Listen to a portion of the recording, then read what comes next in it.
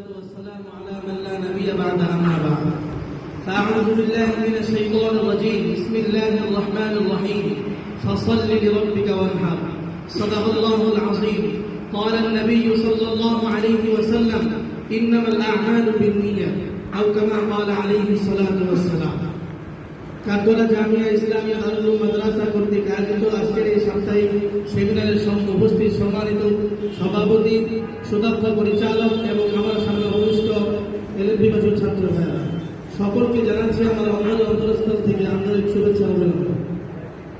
অত্র জামিয়ার পক্ষ থেকে আমাকে যে বিষয়টি দেওয়া হয়েছে তা হল কোরবানির বিষয়ে উন্মুক্ত আলোচনা।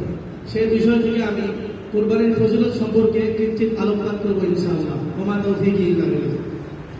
সম্মানিত উপস্থিতি, কোরবানি কি? কোরবানি হলো হযরত ইব্রাহিম আলাইহিস সালাম এবং তার পুত্র হযরত ইসমাঈল আলাইহিস সালামের কার্যকলাপগুলোর পুনরাবৃত্তি করা।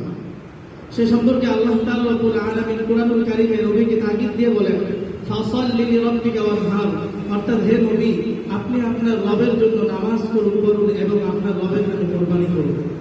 সে সম্পর্কে একটি হাদিসে উল্লেখযোগ্য, সে হাদিসটি হলো হযরত যায়েদ বিন আরকাম রাদিয়াল্লাহু তাআলা আনহু থেকে বর্ণিত।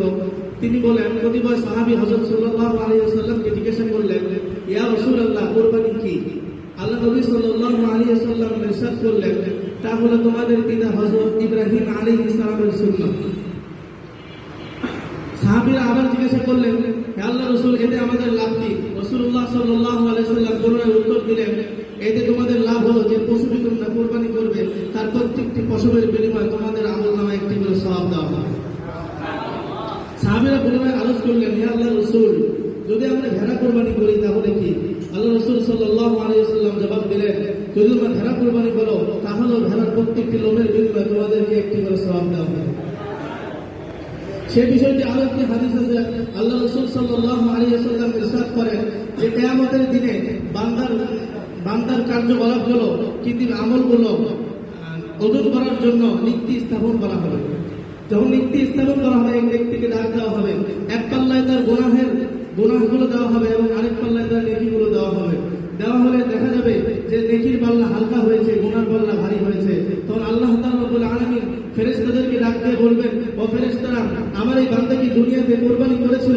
যদি সে কোরবানি করে থাকে তাহলে ফেরেশতারা জবাব দেবে, হ্যাঁ, সে কোরবানি করেছিল। আল্লাহ তাআলা বলবেন, যাও তার কোরবানিকৃত পশুর চামড়া, খুর, শিং এগুলো নিয়ে আসো।